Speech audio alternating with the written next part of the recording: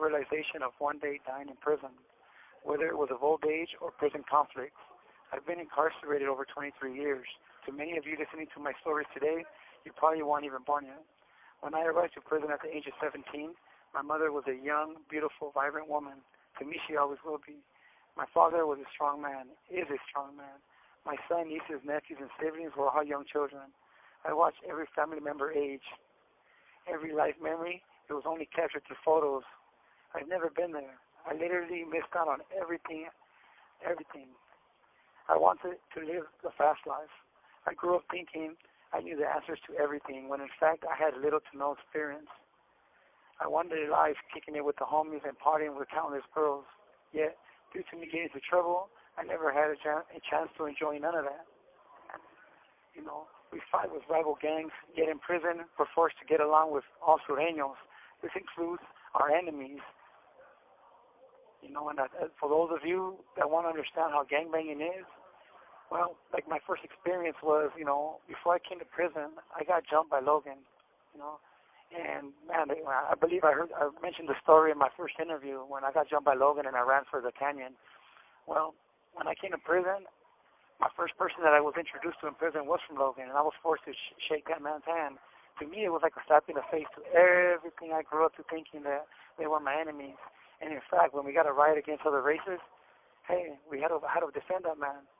So for you and for some of us, we're even left with the choice of having. This call and your telephone number will be monitored and recorded. And also for everybody that wants to go gangbanging and thinking it's cool to, you know, defend the homies or whatever, this is not a life that, you know, that's not worth it, because at the end of the day, gangbanging doesn't make no sense because we have to all represent under the 13. You know, if you're Sureño, so for those of you got to think twice. Like, is gangbanging really worth it? Because you're giving out your effort. You're giving out your effort to die for your homies, so to speak, for gangbanging. Yet you're in here defending them for the suit. So for those of you, think twice about that. As always, brother, it's a great pleasure to have you coming onto the show and telling your stories, my friend. There's one situation that I kind of really want to touch upon, and it's the power struggles. You know, you always hear about how you are supposed to be united as one, but however, I always hear the complete opposite, that there's always feuds amongst brothers, and it trickles onto to all the foot soldiers out there. Is that something that perhaps you may have participated or witnessed throughout your time of incarceration? Well, when I first came to prison, I came as a juvenile to prison, but when I first filled up with a homie, I was about 18. He was from San Diego, from Showtown, and this homie had the yarda for Güero Sherm at the time. Well, the thing with him, my celly was in the yard, everything was cool, but at some point they smashed my celly up, and he went to ADSEG.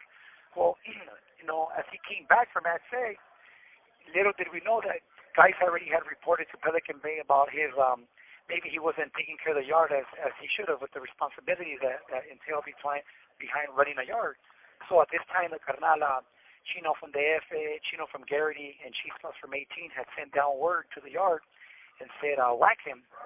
But a lot of people don't realize that this camarada from Showtown that was in the yard, Verde, this homie was very close to Güero Sherm at the time. He's like almost a brother. I mean, I used to read the letters from Güero Sherm, and Güero Sherm used to write him asking him for advice. And this was in '98 when Güero Sherm was going through his own problems, where a lot of carnales were mad at Güero Sherm because he would speak too freely or too bluntly in details on his letters. Like he would mention a person that needs to get hit, and he'll mention how many people he wanted placed on this guy to stab him. Like his common word was chipe, X-I-P-E. Chipe means like assault, to stab him. So he'll write your name and he'll put chipe next to your name, so everybody knew what that meant. So did the gang unit. So anyways, at this point they greenlighted my celly, those three carnales that I mentioned. So when my celly came back, he wrote Güero Sherm to run him down and said, hey, these guys got me greenlighted. And so he wrote back, Güero Sherm wrote back and said, hey, put 3 guys on Spooky, put 4 guys on Junior, he just went on and, he started naming these guys and said, whack them all. And, the power struggle began between Chino from Garrity and Güero Sherm. And they trickled over to Tehachapi, to the 180 yard. The 4B was the main line back then. And same thing, Vato had the yard there for Chino from Garrity. And if you drove up to that yard and even mentioned you're working for Sherm, you were being removed immediately. That's one of the struggles between, and unfortunately it would just go on and on, back and forth, back and forth. And during that time, unfortunately for Chino from Garrity's workers, Chino from Garrity ended up rolling it up. So a lot of his workers ended up getting, put in the hat themselves, and didn't have no more support because the guy they supported, were working for, no longer was around to support them. So that was like the issue that I seen the first time when I personally was there. The second time was when I started, when I started politicking. I had the yard for Deco from Bassett, and I was there. Sure enough, I didn't realize that Deco and Artie from King Cobras were feuding with each other. On this. I was in Kern Valley when my situation happened, when I was running the yard for Deco, but I didn't realize that prior to me running the yard, Deco and Artie had just finished, their workers had just finished going at it in Tehachapi 4A yard, the 180, and their workers started going at it with, so they were going feuding back there, so there was already grudges between those canales there. So by the time I picked up the yard for Deco, a couple of years later in Kern Valley, it so happened that Artie's boys got transferred to Kern Valley, and so when I stepped up, so I was one with the issues, and I didn't realize that there was tension between those two brothers, so I pretty much inherited that whole headache my damn self. So as I'm stepping up to take the yard for Deco, here comes Artie's workers saying, hey, we work for Artie from King Cobras, and Artie says that the Carnales in Pelican Bay have no jurisdiction to these prisons from Salinas Valley down. So that means from Salinas Valley up, the prison, all that belongs to Pelican Bay, and from Salinas Valley down, that all belongs to Corcoran, meaning Artie.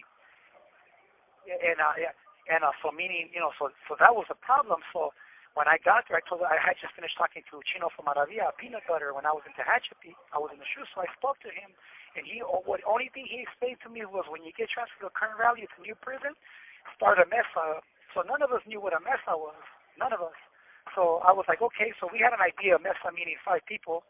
So we were like, okay, cool. So when we got to Kern Valley, I established a mesa with guys. One guy that was working for Toro from Cucamonga. I had that big boy from Ontario. I had a mesa for him, and I had Stunts from Chiques that was working for Toto from Santa Paula, and I had a villain from Avenues who was holding the mesa down for Boxer from Avenues, and then I had me who was working for Terco. And overall, we didn't know how the mesa worked, so overall, I had the overall say on that yard. Even though it was a group decision, I was the tiebreaker. This call and your telephone number will be monitored and recorded. On who had the last say, so we would try to make decisions. So let's say there's 5 of us, so let's say we wanted somebody hit.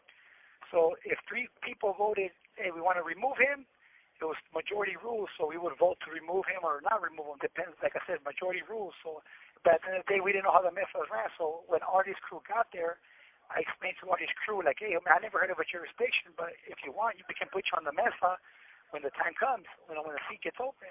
And they tell me, like, no, we want the yard now. And I said, well, let me write the bay, and if the jurisdiction is true, like you guys say, then I will honor it and graciously step back. So they said, okay, cool. But at this time, we got locked down because of some Sureños had killed, 3 Sureños had just killed a Norteño on A yard in Kern Valley, and I was on D yard at the time. So we got locked down. They did a state of emergency on that yard in that prison, so we got locked down. During the lockdown, these dudes tried to take the yard from me. And so that's what escalated it. And so we started sending people to stab people back and forth. So it turned into an issue where we started sending guys to the yard to go take off on Stranger from 213. We sent people to whack him. We sent Ghost from Carson to stab him. And when he was about to stab him, this guy Stranger from 213 had people surrounding him. So the issue escalated where I guess a bunch of people just started going at it, unfortunately. And so they just started going at it with each other, man. And, I had guys on my side that jumped in and stood up for me, and then we were fighting for a yard that never belonged to us, and that's the whole scenario down with the Carnales, like we're fighting each other to support a brother's wishes when the Carnales are supposed to be the ones saying, hey, there's no dissension, because that's like rule number 2 for them, is no dissension. Yet their problems are escalating on us because we're thinking we're doing the right thing by supporting our big homies because they don't get along, but that's not the case. That's not the way that Emmett views it, and yeah, that's what happened with my situation, man. I got put in a situation where Artie from King Cobras ended up green-lighting me, and when we were in the ad seg, we were calling each other out and being immature, asking each other to strap up and sell up, and yeah, man. I mean, when I got transferred to Corcoran Shoe, I got put in a situation where I had to face Artie myself. Not, I'm saying to go at it. I mean, like when I got transferred to Corcoran Shoe, Artie was housed there, so when I went to explain my situation to the Carnales and say, hey, I'm here. So when I got the gangster from Avenues was the one that greeted me, as I mentioned in my previous video. He greeted me on behalf of Roland from Watts and Turi from Cucamonga and Mike Boo as well. You have 60 seconds remaining. When I explained my situation, he was like, hey, let us know what Artie says. So I think to the Carnales that Artie had imposed a jurisdiction. So the Carnales got mad. They said, there's no jurisdiction. Other Carnales are to respect it equally and all across. I mean, no, there's no such thing as a jurisdiction. So the Carnales were getting mad. They said, write down everything that Artie told you. So I did. And the Carnales, not just because of me, but Artie was doing this statewide, trying to take over all the yards. Carnales ended up stripping him of all the infractions that he was doing, taxing Sureños and trying to take over yards. During this whole course where this, the main leaders, the voices from this whole power struggle was going on, I was the head speaker for Derco's crew and my mesa that I had going on. The other side was a dude from 18th Street, D-Man from South Central. So him and his crew were on the opposite end. So they started writing wheelas to everybody that was working for Artie that was on the whole yard. And keep in mind that Artie is a very popular person, was a popular person back then.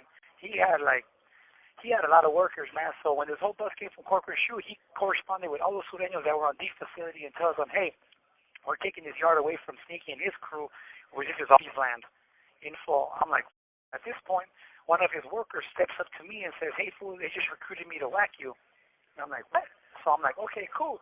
So at this point, I go visit, man. And one thing about me and visit, I don't like, engaging my family members with other people. I'm at a visit, and when I'm sitting there, this dude Frog from Hanford walks up to me and my visitor with his mom and dad, and the little old Mexican family, his parents, and he's a big boy, and he walks up to my table, and I'm with my mom and my sisters, and I'm right there kicking in. And I knew, honestly, in my heart, I knew that was my last visit, man, because I knew something was bad was gonna happen. So this guy walks up to me and he's like, hey, Sneaky, can I talk to you? And I'm like, I'm at a visit, homie. And he's like, hey, and I said, listen, I'll talk to you after my visit. So he goes, hey, these are my parents, homie. And I said, okay. And his mom extended his hand, so I shook her hand, and she tells me, por favor, no lastime a mi hijo. And my mom is watching all this, dude. My mom was like, what's going on? Like, my mom still probably doesn't, she was just like, what's going on? And my mom told me, look, I'll talk to you later, homie. And I said, no se preocupe, todo está bien, señora. He left.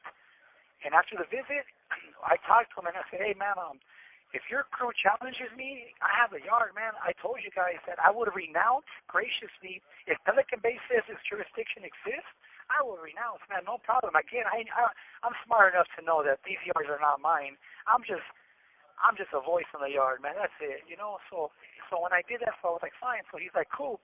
Well, at this point, man, we go back, and sure enough, man, here comes the squad, man. And apparently the Demon's crew was writing wheelas to people, and one of the guys decided to tap out, man, and told them, hey, I'm supposed to stab Sneaky. So a bunch of guys get caught on the opposition's end. But here comes the squad, man, coming to sweep all of us up. They come at 3 in the morning, man, and they come, every single guy that worked for me, and along with the opposition, all of our cells get searched. They handcuff us, put us all in that seg, pending ad seg investigation. So we're there in that seg, and while we're in that seg, we're calling each other out.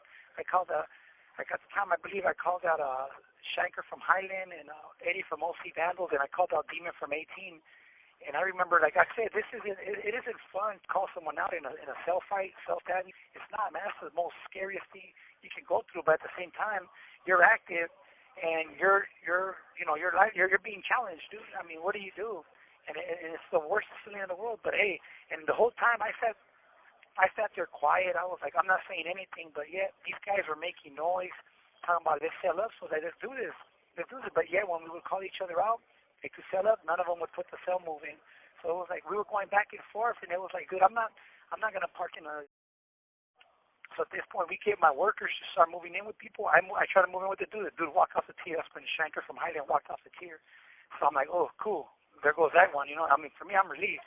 At this point, my boys on the mainland, I got my little homie Trigger from Eastside, and I have my Toro from Pasadena. I have Ghost from Carson.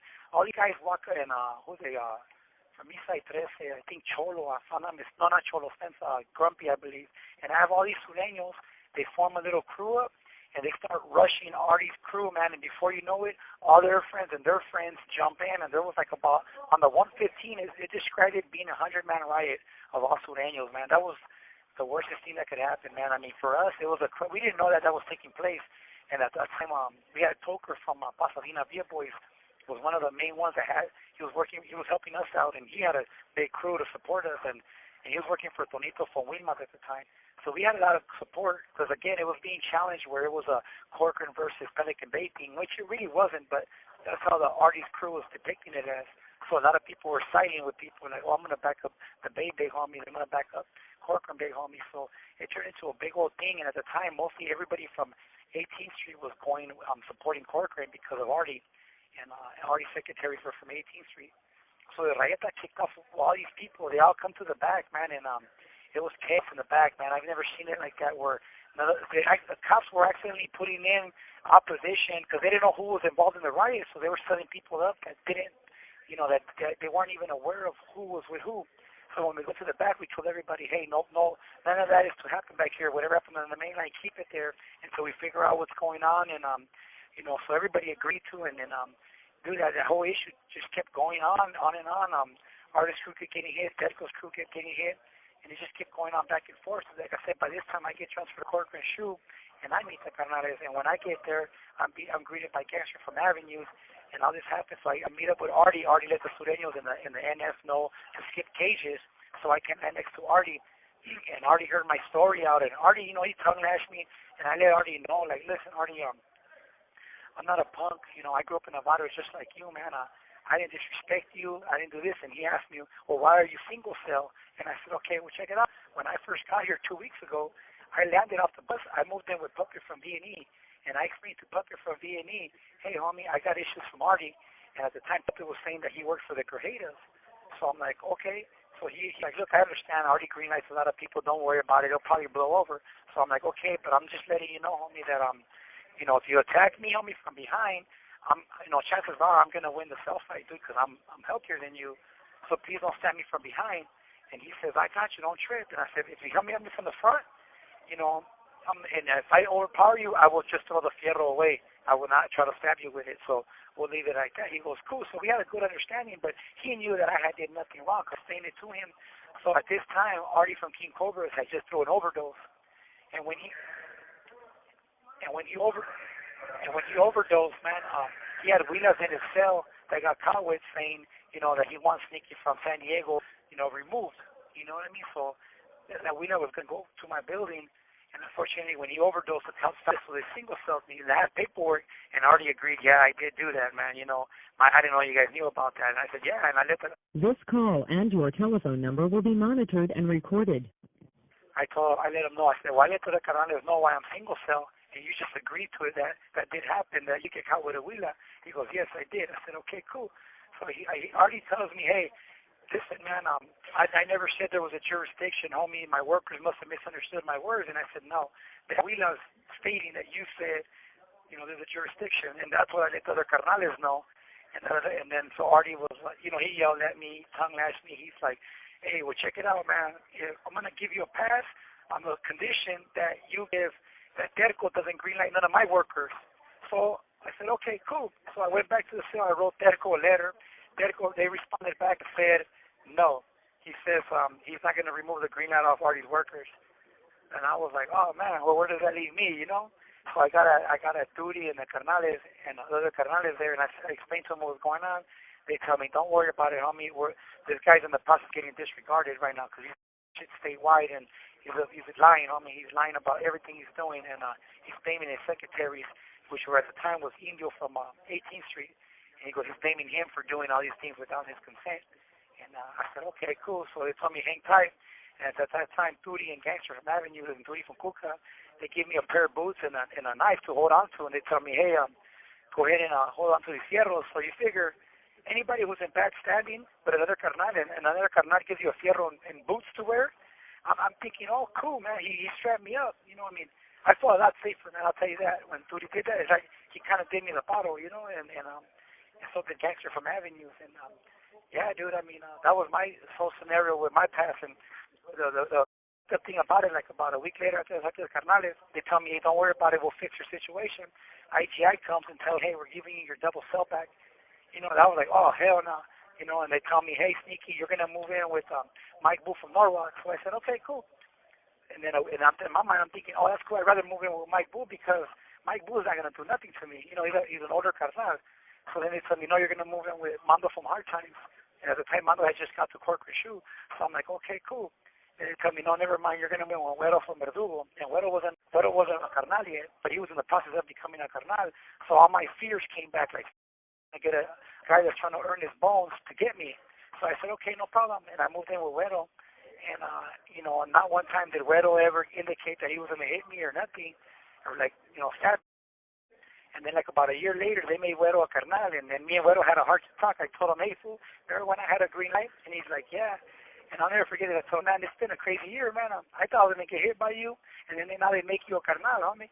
You know, he's like, I was never going to hit you. And it was like, it's just a trip to have like that conversation because for a whole year, I acted coy. I acted like I wasn't scared of him.